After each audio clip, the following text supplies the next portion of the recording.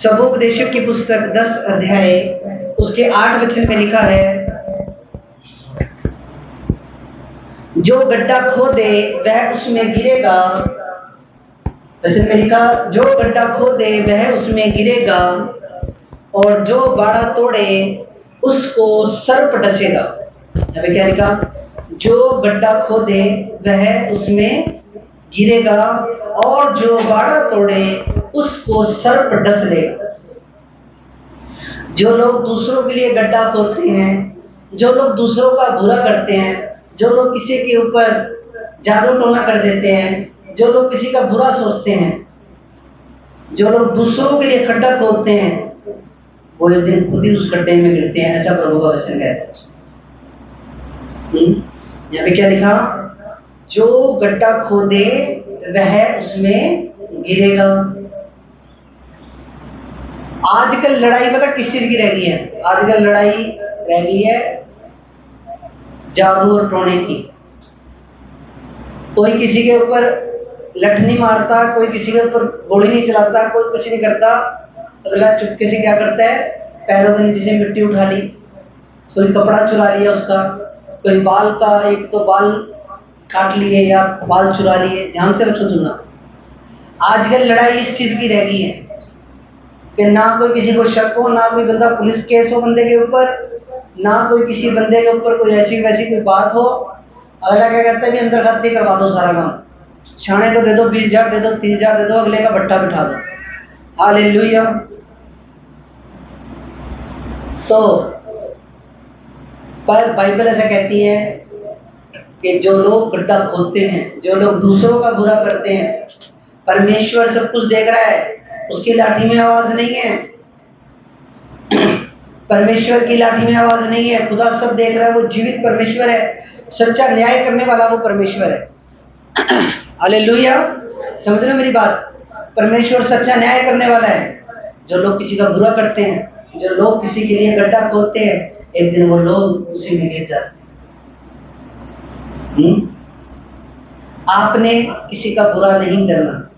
कोई आपका बुरा भी कर रहा है, आपको गालियां दे रहा है, आपको कुछ भी बोल रहा है, आपके साथ बिना किसी वजह के आपसे नफरत कर रहा है, आपने उनसे नफरत नहीं करनी, क्योंकि हम परमेश्वर की संतान हैं। जीवित परमेश्वर प्रभु यीशु मसीह की हम संतान हैं। तो उन्होंने हमें प्रेम करना सिखाया, हम ऐसे लोगों से भी प्रेम करेंगे यीशु मसीह के नाम। Hallelujah, hallelujah. समझ रहे हो मेरी बात को आप लोग? तो हम लोग सबसे प्रेम करें और किसी का बुरा ना करें। बाइबल ये कहती है कि जो लोग गड्ढा खोदते हैं वो एक दिन खुद ही उस गड्ढे में गिर जाएंगे। आगे वचन में लिखा, और जो बाड़ा तोड़े उससे सर्प डसेगा। आमीन। जो बाड़ा तोड़े वह उसको क्या करेगा? उसको सांप डसेगा। अब ये बाड़ा कौन सा बाड़ा है? ये बाड़ा वचन के बाड़े की यहाँ पे बात हो रही है। जो लोग वचन का बाड़ा तोड़ते हैं, जो लोग वचन के खिलाफ चलते हैं, जो लोग परमेश्वर का वचन को छोड़ कर वचन के खिलाफ जो चलते हैं, उनके जीवन में भी शैतान काम करता है, सर्प डस लेता है। अगर सांप एक व्यक्ति को डस ले तो क्या होगा? उसकी मृत्यु हो जाएगी। हालेलुया। अगर सांप एक व्यक्ति को डस ले, आपने कई बार ऐसी वीडियो देखी होगी, जो खेत में किसान लोग भाई लोग सोते हैं, उनको कई बार सांप डस लेता है, वो रात को सो रहे होते हैं, उस टाइम सांप जब रात सुबह उठ के देखते हैं वो मरा हुआ मिलता है ना? ऐसे होता है ना? जहाँ लोग जो बाहर फैक्ट्रियों में खेतों में मजदूरी का काम करते हैं, तो बाइबल में लिखा कि जो वचन का बाड़ा जब एक व्यक्ति के जीवन में टूटता है तो सांप उसको डस लेता है। इसलिए बी केयरफुल, सावधान रहना है और इसी का ध्यान रखना है कि वचन का बाड़ा कभी भी मेरे जीवन में टूटे ना, क्योंकि अगर वचन का बाड़ा टूटेगा तो सांप आपको डसेगा ही डसेगा। अब बाइबल में जब हम देखते हैं, जब एक व्यक्ति था, उसने प्रभु के वचन को तोड़ा और उसकी हालत कैसी हो गई? वो जो सूअर जो फलियां खा खाकर, जो सूअर का जो खाना था, सूअर को कोई 5 स्टार होटल से उसके लिए दाल नहीं आती है, 5 स्टार होटल से सूअर के लिए कोई सैलड नहीं आता है। सूअर वो चीजें खाता है जो बिल्कुल वेस्ट होती है, जो कॉलेजेस में, हॉस्टल्स के अंदर जो खाना बच जाता है, जो चाट जो बच जाती है, जो भी वेस्टेज होती है, जो बिल्कुल जो खत्म चीज होती है, वो सूअर खाता है। और वही खाना वो व्यक्ति खा रहा था जब उसने परमेश्वर के वचन को तोड़ा। और बाद में जब अपने आपे के अंदर आया, उसके बाद बोलता है कि मैंने खुदा तेरे विरुद्ध और अपने पिता के खिलाफ पाप किया है, अब मैं सच्चा पश्चाताप करूंगा, मैं उठूंगा, अपने बाप के घर जाऊंगा, मैं तौबा करूंगा, मैंने तेरे विरुद्ध पाप किया। और एक जब एग्जाम्पल हम और देखते हैं कि जब एक व्यक्ति ने और वचन तोड़ा, ये बाइबल के अनुसार सूअर चराना, सूअरों को खाना बाइबल के अनुसार मना था। पर जब दुष्ट आत्मा प्रभु ने निकाली, 6000 दुष्ट आत्माएं एक आदमी में से, एक घोड़े में से निकाली, जब जिसके अंदर पूरी सेना थी। और जब सेना निकाली, और सेना जब निकाली, तो सेना ने बोली मुझे सूअर के अंदर जाना है, क्योंकि सूअर के अंदर जाने का मेरे पास अधिकार है। क्योंकि जब वचन आपकी लाइफ में टूटता है, शैतान को पूरा अधिकार होता है आपकी लाइफ के अंदर डोमेन करने का, आपकी लाइफ के ऊपर अधिकार लेने का, आपकी लाइफ के ऊपर पूरा कंट्रोल लेने का, जब वचन आपकी लाइफ के अंदर टूटता है। इसलिए मैं जो आपको बता रहा हूं कि जब वचन आपके लाइफ के अंदर टूटता है, चाहे वो संडे का चर्च आने का वचन है, चाहे कोई भी वचन है, कोई भी एक सिंगल वचन भी है, ओनली नए नियम के अंदर 1090 आज्ञाएं हैं। जब कोई भी वचन आपकी लाइफ में टूटता है, शैतान को उस हफ्ते आप अटैक के नीचे रहते हो, जिस संडे आप चर्च नहीं आ पाते। क्यों नहीं आ पाते? क्यों? जब आपकी लाइफ से जब चर्च मिस हो जाता है, जब वो आगे टूट जाती है, उस पूरे एक हफ्ते आपकी लाइफ के ऊपर खतरा रहता है और शैतान अटैक करने की कोशिश करता है। तो शैतान को पता है कि बाड़ा टूट चुका है और मेरे पास पूरा अथॉरिटी है, पूरा अधिकार है इसको डसने का, इसके ऊपर अटैक करने का। कई बार सांप डस लेता है, कई लोग बच भी जाते हैं, सब मरते नहीं, पर कई बच भी जाते हैं। बचते कि नहीं बचते? उनको अगर जल्दी हॉस्पिटल ले जाएं। और कई लोगों, कई सांप ऐसे होते हैं जिसमें कम जहर होता है, और कई सांप ऐसे भी होते हैं जैसे कोबरा सांप है, ब्लैक मांबा है और रेटल स्नेक है। कुछ सांप ऐसे हैं जिनके अंदर बहुत ज्यादा जहर होता है, वो एक बार भी डस ले तो खत्म बनता। कुछ सांप ऐसे भी हैं जिनके अंदर जहर कम है। पर अटैक जरूर होगा शैतान की ओर से जब परमेश्वर का वचन आपकी लाइफ के अंदर टूटेगा। तो मैं आपको रियल बता रहा हूँ। हालेलुया। इसलिए बाइबल कहती है कि जो बाड़ा तोड़े उसको सर्प डसेगा। यहाँ पे ये नहीं लिखा कि प्रार्थना करने के द्वारा अगर सांप ने डस भी लिया तो अगर तुम प्रार्थना करोगे तो तुम बच जाओगे, नहीं। यहाँ पे लिखा है सर्प डसेगा, उसको सर्प डसेगा जो बाड़ा तोड़ेंगे। इसलिए वचन के बाड़े में रहें, परमेश्वर के बाड़े के अंदर रहेंगे तो सेफ रहेंगे, सुरक्षित रहेंगे। क्योंकि आपकी फाइट एक ऐसी दुष्ट आत्मा के साथ है जो आपको दिखती नहीं। हालेलुया। इसलिए वचन के बाड़े में रहेंगे तो सेफ रहेंगे। एक वचन हम और देखेंगे, मत्ती 25 उसका 41 वचन हम देखेंगे। हालेलुया। मत्ती की पुस्तक उसका 25 अध्याय उसका 41 वचन समझे, निकाले। मत्ती 25 उसका 41। ध्यान से प्रभु के वचन को सुने। यहाँ पे लिखा, तब वह बाईं ओर वालों से कहेगा कि शापित लोगों, मेरे सामने से उस अनंत आग में चले जाओ जो शैतान के लिए और उसके दूतों के लिए तैयार की गई है। जो नरक है वो हमारे लिए नहीं बनाया गया। नरक इंसान के लिए नहीं बनाया गया, नहीं बनाया गया, नहीं बनाया गया। मनुष्य जाति के लिए नरक नहीं बनाया गया। किसके लिए बनाया गया? यहाँ पे क्या लिखा है?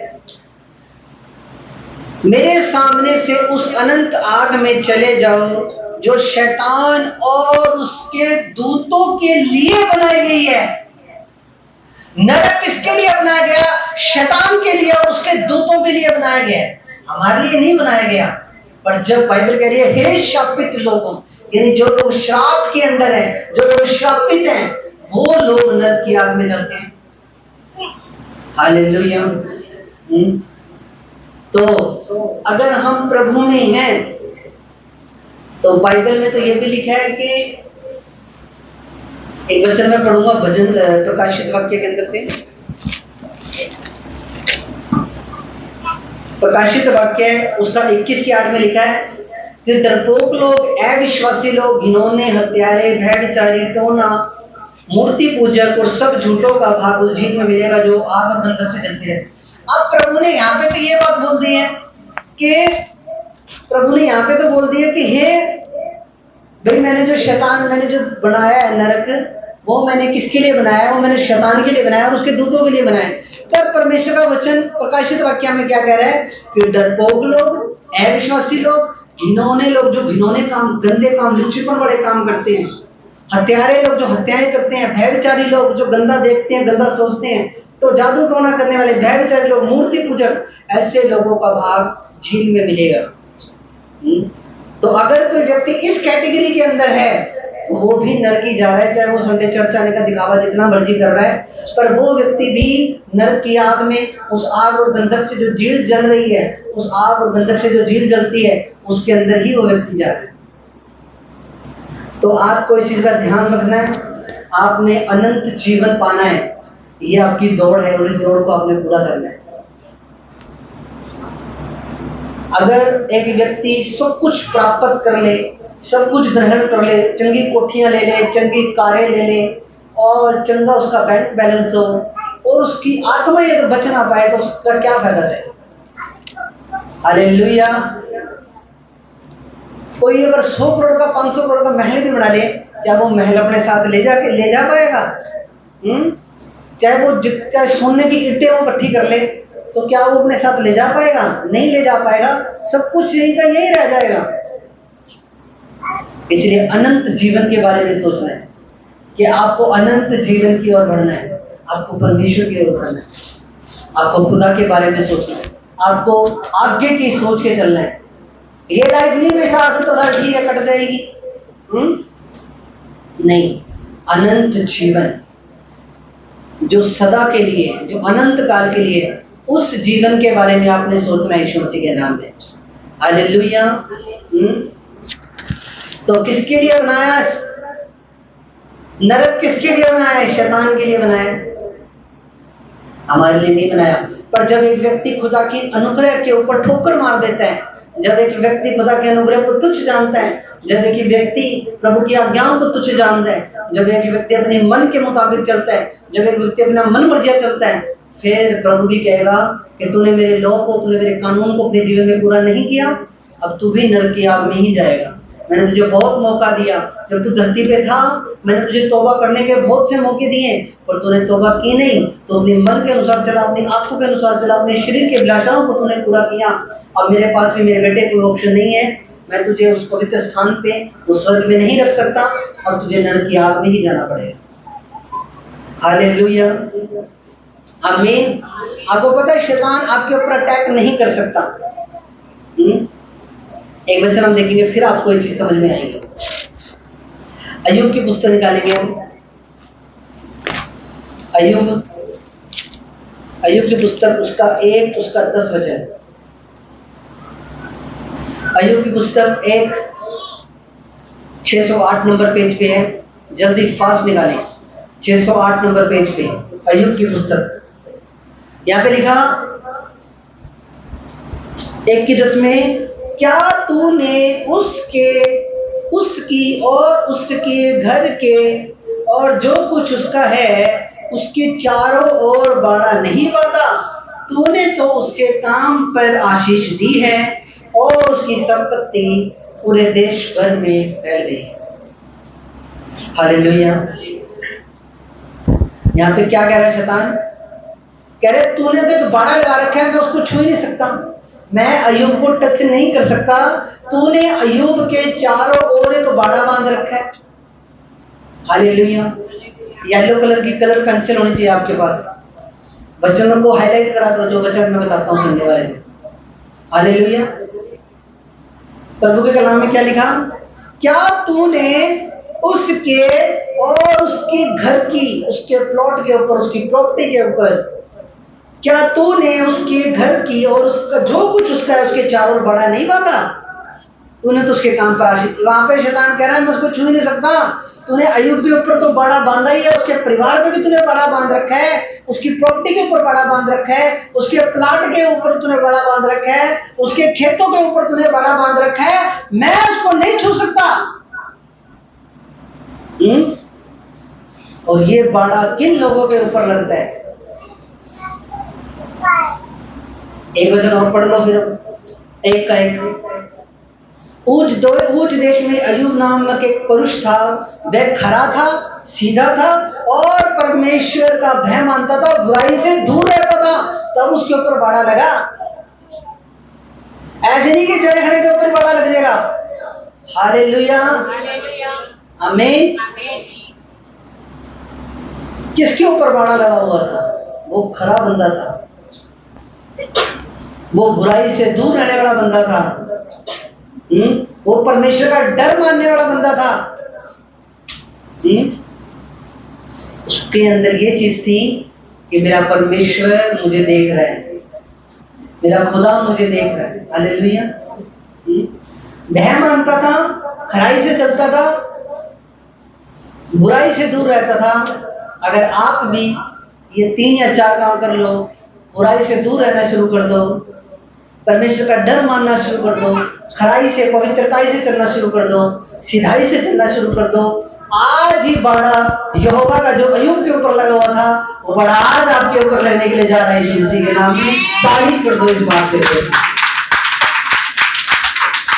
मैं आपको रियल बता रहा हूं, अगर आप ये 3 या 4 काम कर लो, परमेश्वर के डर में रहना शुरू कर दो, खराई से और सीधाई से और बुराई से दूर रहना, ये 4 काम अगर आप कर लो, तो जो बड़ा अय्यूब के ऊपर था, वो बड़ा आपके ऊपर भी लग जाएगा। बाड़ा ऐसे नहीं लग जाएगा कि आपको कोई प्रार्थना नहीं करे, कोई बाइबल ना पढ़े, कोई रोजा नहीं है अपना हफ्ते में 1 दिन का भी, और ऐसे ही धक्के काम से बाड़ा लग जाएगा। बाड़ा लगाना इतना सौखा नहीं है। बाड़ा लगाने के लिए खराई से चलना पड़ेगा। ये बाड़ा पता किस चीज का बाड़ा था? ये स्वर्गदूतों का बाड़ा था। स्वर्गदूत घूमते थे उसके चारों ओर, अय्यूब के प्रॉपर्टी के चारों ओर स्वर्गदूत घूमते थे, पर अय्यूब खराई से चलता था, मन की सीधाई से चलता था, पवित्रता में चलता था। तो अगर आप भी खराई और सीधाई से और परमेश्वर का डर मान के चलोगे, बुराई से दूर रहोगे, तो जो बाड़ा अय्यूब के ऊपर लगा हुआ था, वो सेम बाड़ा मेरा परमेश्वर आपके ऊपर लगाने के लिए जा रहा है, और आज ही लगाने के लिए जा रहा है यीशु मसीह के नाम में। या फिर आप इस चीज का फैसला करके आज चर्च से जा रहे हो कि नहीं प्रभु, जो पीछे हुआ उसके लिए मैं क्षमा मांगता हूँ, और प्रभु तेरे भय में, तेरे डर में रहना से शुरू करूंगा, और खराई और सीधाई से तेरे पीछे चलूंगा, तो आज ही वो बाड़ा आपके ऊपर लग जाएगा यीशु मसीह के सामर्थ्य नाम में। हालेलुया। इसलिए बाड़े ऐसे नहीं लग जाते। बाड़ा लगाने के लिए आपको प्राइस पे करना पड़ता है। बाड़ा लगाने के लिए आपको कीमत अदा करनी पड़ती है। ऐसे नहीं किसी के ऊपर भी बाड़ा लग जाएगा। बाड़ा लगाने का एक मूल्य है। क्यों खुदा के दूत आपके साथ रहे? ऐसा क्या है आपके अंदर खास? क्यों परमेश्वर अपने बेशकीमती स्वर्गदूत आपकी सुरक्षा के लिए लगाए? या आप नहीं, जब बाइबल में यह लिखा है कि पवित्र आत्मा शोकित हो जाता है, पवित्र आत्मा दुखी हो जाता है, तो हो सकता है स्वर्गदूत भी दुखी हो जाते हैं, है ना? हो सकता है कि नहीं हो सकता ऐसा? तो इसलिए जब एक व्यक्ति के जीवन में वचन का बाड़ा टूटता है, तो फिर स्वर्गदूतों का बाड़ा भी उसकी लाइफ में कभी नहीं लगता। अगर वचन लाइफ में टूट रहा है, तो स्वर्गदूत उसके ऊपर फोकस नहीं करेंगे, ना ही स्वर्गदूत उसके ऊपर ज्यादा ध्यान करेंगे। स्वर्गदूत ध्यान उनकी ओर ही करेंगे जो लोग वर्शिप करने वाले होंगे, जो लोग प्रार्थना करने वाले होंगे, जो लोग खुदा की हजूरी में रहने वाले होंगे, जो लोग घुटनों पर आकर परमेश्वर के सामने घुटनों पर आकर जो लोग समय बिताने वाले होंगे, उनके ऊपर ही तो खुदा का बाड़ा लगता है। हालेलुया, आमीन। मेरे बात समझ रहे हो आप लोग? इसलिए वचन का बाड़ा लगाने के लिए आपको ये काम करने पड़ेंगे। Hallelujah, hallelujah. एक वचन और देखिए, गिनती की पुस्तक निकालिए सब जन। हालेलुया। गिनती की पुस्तक 23 अध्याय उसका 23 वचन में लिखा है, निश्चय कोई मंत्र याकूब पर नहीं चल सकता और इज़राइल पर भावी कहने का कोई अर्थ नहीं रखता, परंतु याकूब और इज़राइल के विषय में यह कहा जाएगा कि ईश्वर ने क्या ही विचित्र काम किया है। यहाँ पे क्या लिखा हुआ है? निश्चय कोई तंत्र मंत्र याकूब के वंश पर नहीं चल सकता। हालेलुया। क्या लिखा हुआ है? कोई तंत्र मंत्र याकूब पर नहीं चल सकता, इजराइल पर भावी कहना अर्थ नहीं रखता। यानी प्रभु के वचन में लिखे कोई तंत्र मंत्र नहीं चल सकता। अब ये वचन तो यहाँ पे लिख दिया। अब कोई लोग कहेंगे ले प्रभु के वचन में तो लिखा है मेरे ऊपर तो कोई तंत्र मंत्र चल ही नहीं सकता। पर ये वचन किसके लिए लिखा हुआ है? याकूब के लिए लिखा है। याकूब कोई छोटी मोटी चीज थी? हालेलुया। याकूब अब्राहम का बेटा इसहाक था, इसहाक का बेटा था याकूब। याकूब के विषय में लिखी हुई है यह बात कि उसके ऊपर कोई तंत्र मंत्र नहीं चलेगा।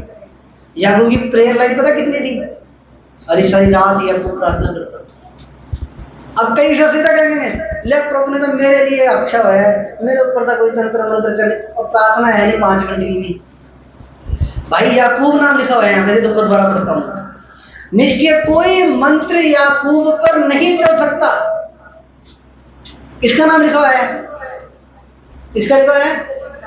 अब कोई बंदा कहे कि मेरे ऊपर भी कोई तंत्र मंत्र नहीं चल सकता, उसकी प्रेयर लाइफ 0, बाइबल पढ़ना अंडा, फास्टिंग अंडा, हर चीज में अंडा है, तो उसके ऊपर तो चलेगा, उसके ऊपर तो चलेगा भाई साहब। अगर याकूब के जैसा अगर आप बन जाओ, ध्यान से सुनो वचन, अगर याकूब की स्पिरिट आपके अंदर आ जाए या याकूब का नेचर आपके अंदर आ जाए या प्रेयर लाइफ आपकी स्ट्रांग हो, फिर ये वचन आपकी लाइफ के अंदर पूरा होता है।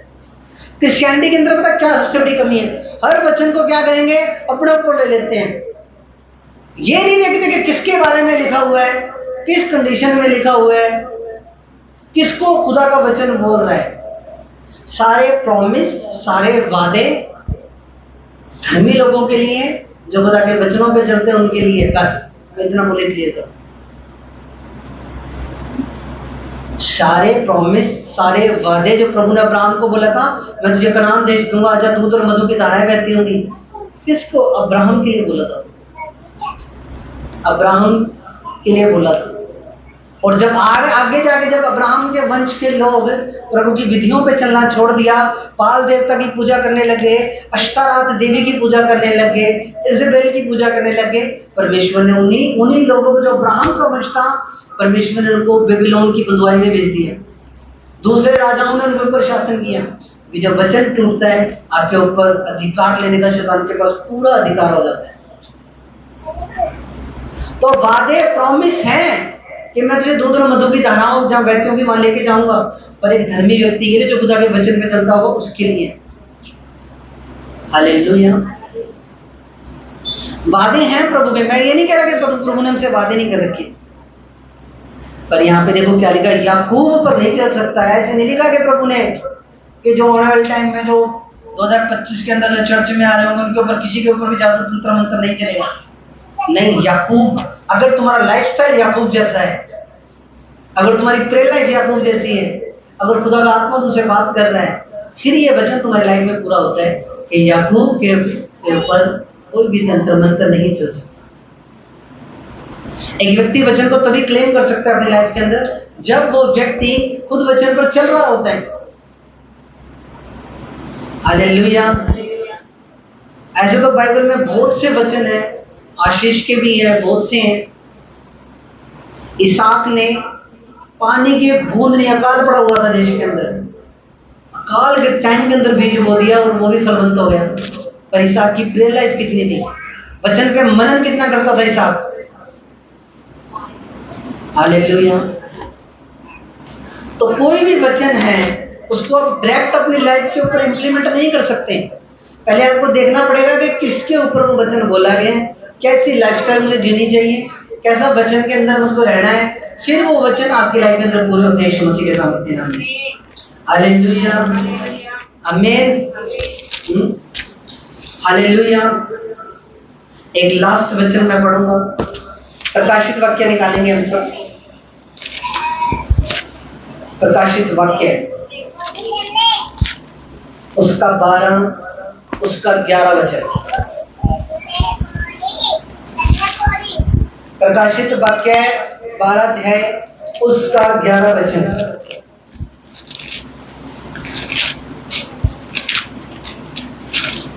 हालेलुया।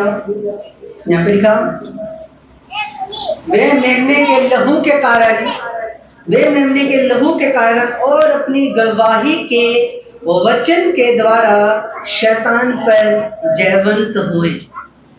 किन दो चीजों के द्वारा आप शैतान का सामना कर सकते हो और उसे हरा सकते हो? गवाही के वचन के द्वारा। कभी गवाही दी है अपनी? नहीं दी, हमें शर्म आती है।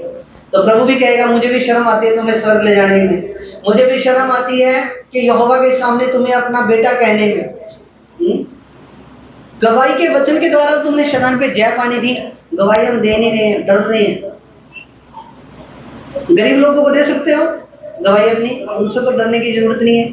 जो झुग्गी झोपड़ी में बैठे हैं उनको गवाही दे सकते हो, उनसे तो डरने की कोई जरूरत नहीं। वो कौन सा आपके ऊपर कोर्ट केस करा देंगे? जो लोग गोलगप्पे बेचते हैं उनको तो सुसमाचार दे सकते हो। गवाही की आपको ये चीज समझनी पड़ेगी भी, शैतान को कैसे हरा सकते हो आप। यहाँ पे क्या लिखा? वे मेमने के लहू यानी कि प्रभु यीशु मसीह के लहू के कारण और अपनी गवाही के वचन के द्वारा शैतान पे जयवंत हुए। यानी जब तक एक व्यक्ति अपनी गवाही नहीं देता तब तक वो जयवंत भी नहीं हो सकता शैतान पे। और यीशु के लहू के द्वारा, यीशु के लहू में अप्लाई रखो अपने आप को, अपनी फैमिली को, अपनी जॉब को, अपने बिजनेस को, अपने घर की तमाम चीजों को, अपने घर की हर बरकत को आप यीशु के लहू के नीचे रखें ताकि शैतान उन चीजों को छूना पाए। हालेलुया, आमीन। मेरी बात समझ रहे हो कि नहीं समझ रहे आप लोग?